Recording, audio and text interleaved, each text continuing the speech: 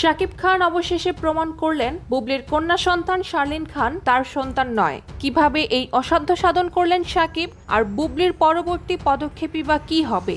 আজকের প্রতিবেদনে থাকছে বিস্তারিত। দর্শক বন্ধুরা, বিডি মিডিয়া নিউজে আপনাদের স্বাগতম। ঢালিউড সুপারস্টার শাকিব খান এবং শবনম বুবলির মধ্যকার সন্তানের পিতৃত্ব নিয়ে চলা দীর্ঘদিনের বিতর্কে এবার এলো এক চূড়ান্ত এবং বিস্ফোরক মোড়। ঘটনার শুরু থেকেই শাকিব খান দাবি করে আসছিলেন যে শার্লিন তার সন্তান নয়। তিনি বারবার ডিএনএ টেস্টের প্রস্তাব দিলেও বুবলির নানা অজুহাতে তা এড়িয়ে গেছেন। বুবলির এই অনীহা শাকিবের সন্দেহকে আরও বাড়িয়ে দেয়। শাকিব মনে করেন বুবলি সত্য গোপন করার জন্যই টেস্ট করতে ভয় পাচ্ছেন। ডিএনএ টেস্টের প্রস্তাব দেওয়ার পর থেকেই বুবলি বিভিন্ন সংবাদ মাধ্যমে ও সোশ্যাল মিডিয়ায় শাকিব খানের বিরুদ্ধে নানা কুরুচিপূর্ণ মন্তব্য ও অপবাদ দিতে শুরু করেন। তিনি শাকিবকে একজন দায়িত্বহীন পিতা হিসেবে তুলে ধরার চেষ্টা করেন। বুবলির এই ধরনের আচরণের কারণে শাকিব খান সামাজিকভাবে বেশ চাপের মুখে পড়েছিলেন।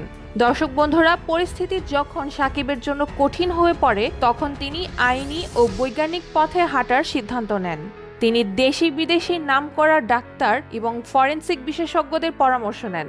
দীর্ঘ অনুসন্ধান এবং প্রয়োজনীয় তথ্য প্রমাণ সংগ্রহের পর শাকিব খান অবশেষে প্রমাণ করতে সক্ষম হন যে শার্লিন খানের সাথে তার কোনো জৈবিক সম্পর্ক নেই। বিশেষজ্ঞদের দেওয়া রিপোর্টের ভিত্তিতে শাকিব খান দাবি করেন যে বুবলির কন্যা সন্তান শার্লিন আসলে তার নয়, বরং এটি একটি অবৈধ দাবি। শাকিব স্পষ্ট করে দিয়েছেন যে তাকে হেয় প্রতিপন্ন করার জন্যই বুবলি এই মিথ্যার আশ্রয় নিয়েছিলেন। এই প্রমাণের পর বুবলি এবং তার পরিবারের সব অভিযোগ এখন ভিত্তিহীন বলে প্রমাণিত হয়েছে। শাকিব খানের এই প্রমাণের পর চলচ্চিত্র পাড়ায় তোলপাড় শুরু হয়েছে। বুবলি এখন কোন মুখে দর্শকদের সামনে দাঁড়াবেন তা নিয়ে প্রশ্ন তুলছেন অনেকে। অন্যদিকে শাকিবিয়ানরা তাদের প্রিয় তারকার এই সত্যের জয়ে আনন্দ উল্লাস করছেন। শাকিব এখন আইনিভাবে বুবলির বিরুদ্ধে পরবর্তী পদক্ষেপ নেওয়ার প্রস্তুতি নিচ্ছেন। দর্শক বন্ধুরা, শাকিব খানের এই চাঞ্চল্যকর প্রমাণের পর আপনাদের মতামত কি কমেন্ট করে আমাদের জানাতে পারেন। ভিডিওটি ভালো লাগলে লাইক করুন, শেয়ার করুন। বিনোদন জগতের সব খবর সবার আগে পেতে বিডি মিডিয়া নিউজের সাথেই থাকুন। ধন্যবাদ।